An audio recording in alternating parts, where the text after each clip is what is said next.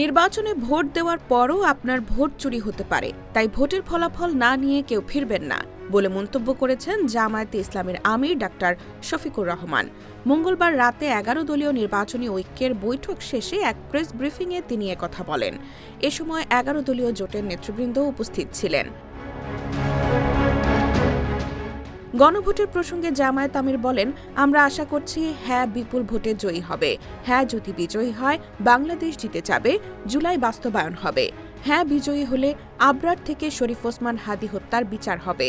আমরা ১১ দলীয় জোটের দলগুলো বরাবরের মতো সংস্কারের পক্ষে ছিলাম, আমরা পরিবর্তনের পক্ষে ছিলাম।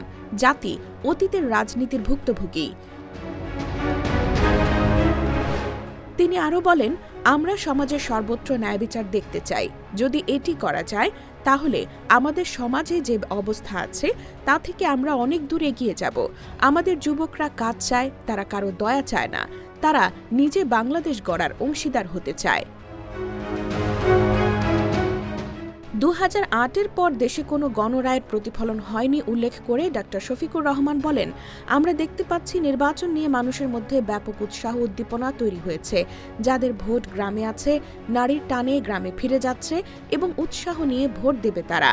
আমরা আশা করছি গণরায় প্রতিফলিত হলে বাংলাদেশ নতুন রাজনৈতিক ধারায় হাঁটবে এবং নতুন যে বাংলাদেশের আকাঙ্ক্ষা মানুষ অন্তরে পোষণ করে তা বাস্তবায়িত হবে।